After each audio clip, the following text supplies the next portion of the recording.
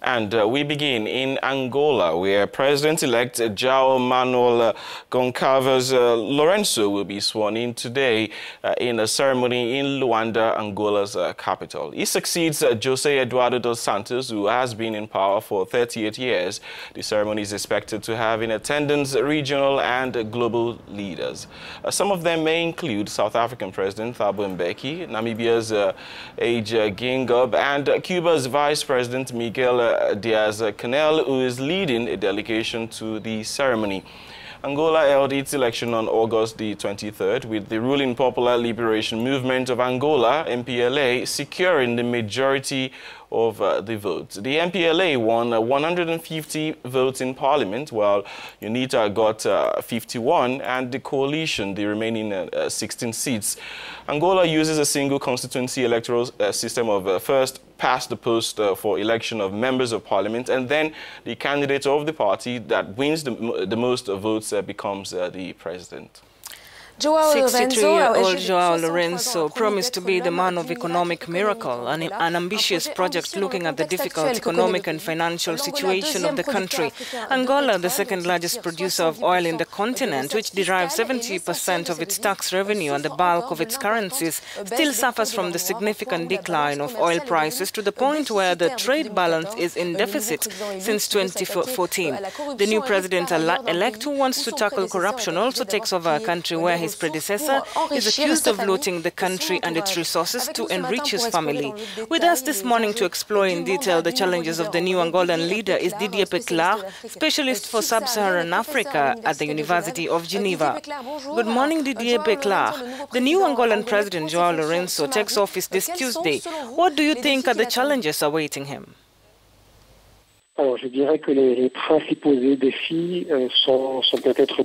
main challenges may be in three terms. The first challenge is clearly the problem of the resolution of the economic crisis, or the exit of the economic crisis that is affecting Angola now for over 2 or 3 years. It's a major oil producer, but whose economy is completely oil dependent, and this economy has been greatly affected by the fall in oil prices. I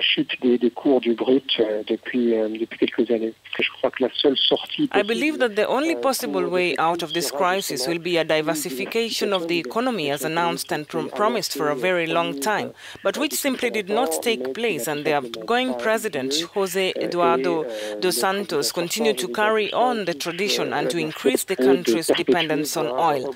So this is an important challenge. The second challenge is probably for Joao Lorenco to establish his position inside the regime. That is to say that he is actually the one designated by President Eduardo dos Santos, but at the same time he takes over power at the head of a system that is still very dependent on his predecessor, José Eduardo dos Santos, who remains the head of the party. This is really a very important point in a country where the ruling party plays such a central role. But you also know José Eduardo dos Santos has placed people very close to him, from his family entourage or his direct political entourage to important positions. It will also be necessary for Joao Lorenco to establish his position inside this system, which is still truly a José Eduardo dos Santos system. He will also have to withstand the will of a number of people inside the MPLA party who would like to take advantage of the succession to climb the ladders that they could not climb before that.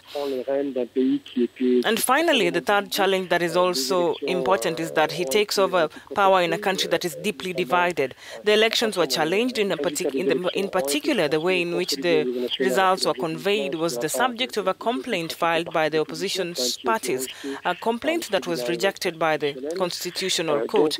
So the country is coming out of these divided elections, even if finally the two main parties of the opposition, CASAC and UNITA, have agreed to take their place in the National Assembly.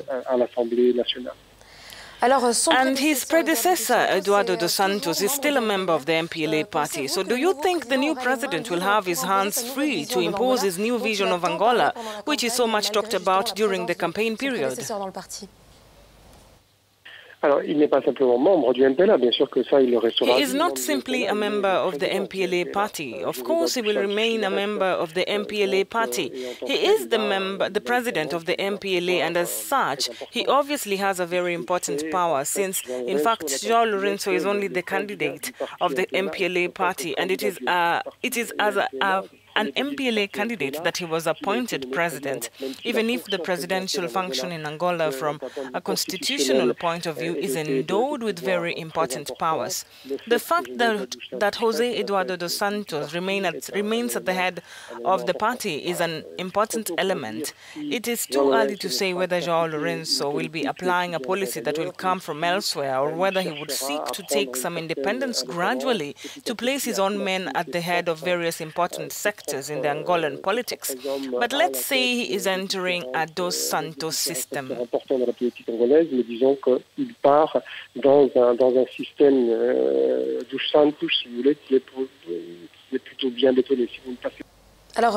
for a long time, Angola was considered a land of opportunities, but the crisis caused by the drop in oil prices has compromised the country's economy. What should the new president do to get the country back on track?